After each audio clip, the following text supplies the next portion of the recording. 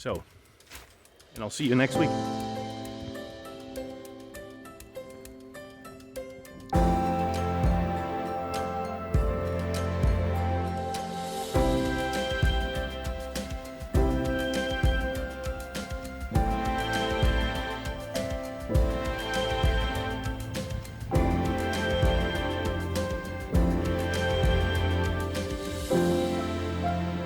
Good morning, welcome to this new devotional video.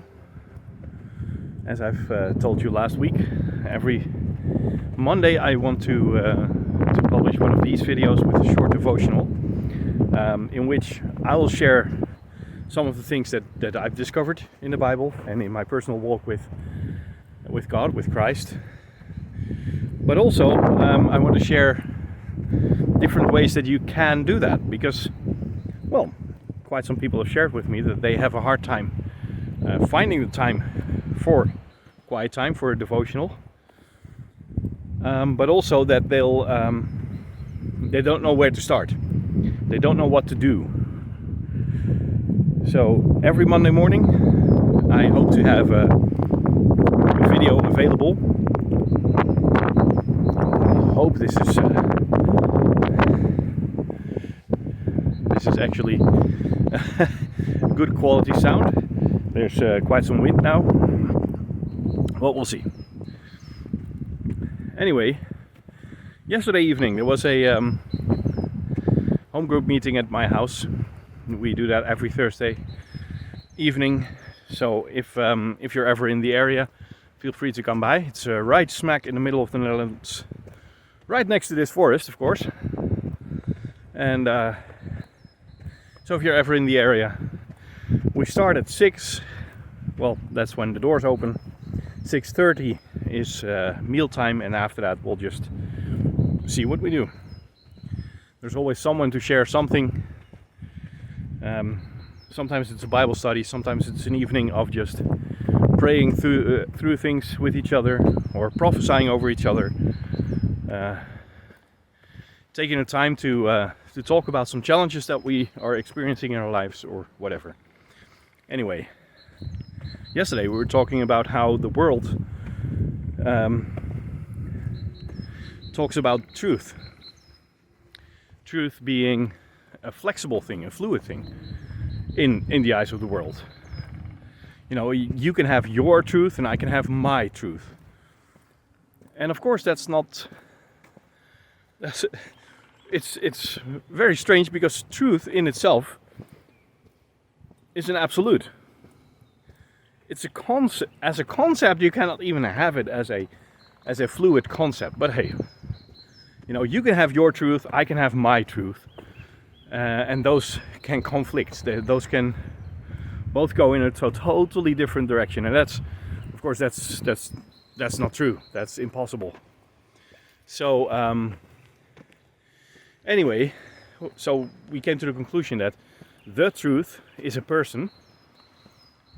Jesus said, "I'm the truth, the way, the truth, and the life." And so truth is not a theory, truth is a person. However, we all have our own perception of truth. We all have our own image of truth in our minds, and that's different than all having our own truth. And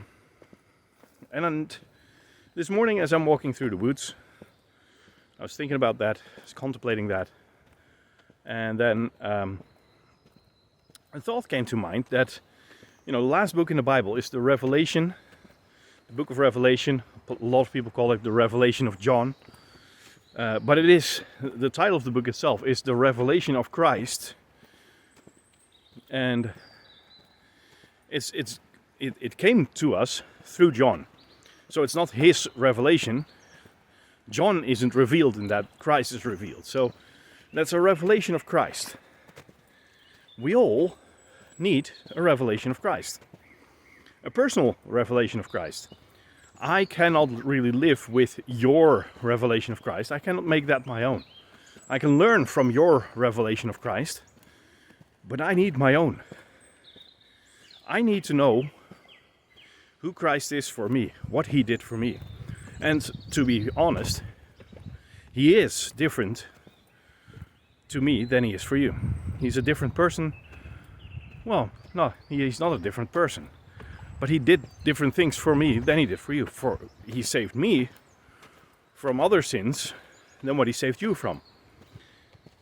He helped me with different problems in my life than what he helped you with. He saved my life when I was laying in a hospital bed about to die. And he might not have done the same to you. Maybe not yet. Maybe he will never do. Maybe he saved you twice. So that's, So my revelation of who Christ is different, or it can be really different than your revelation of who Christ is. And you need to know what Christ did for you to make it a personal faith, to make it a personal thing that you will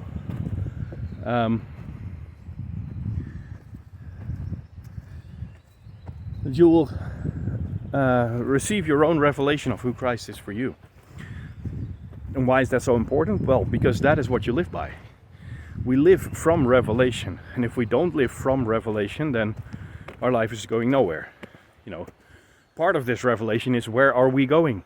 Where am I going with my life? What did God make me for? And if you don't have a personal revelation of Christ, then it's really hard to find out what you're here for, what you're meant to do in this world. So, all that to say, I encourage you to take the time in your quiet time, and I believe that is what quiet time is for, to receive your own personal revelation of who Christ is for you.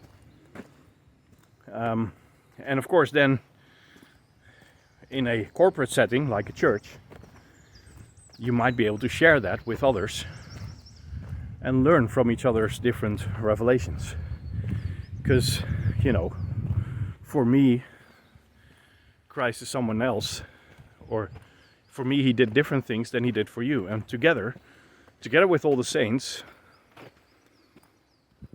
we will be able to grasp how wide and long and high and deep is the love of God. And that's the thing. If I don't get a personal revelation, I don't have a lot to share in a corporate setting like that.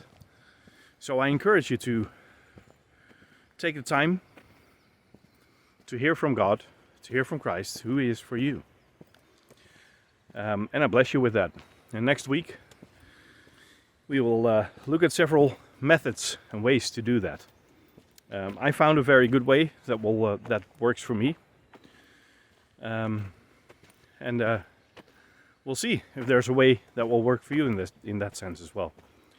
So, have a great week, have a great day, and I bless you with a very special time with Christ this week for yourself, for your own personal faith life.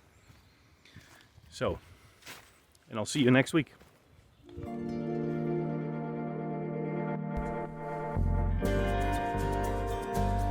You've listened to a podcast by the 1820 Foundation and 5volt.eu.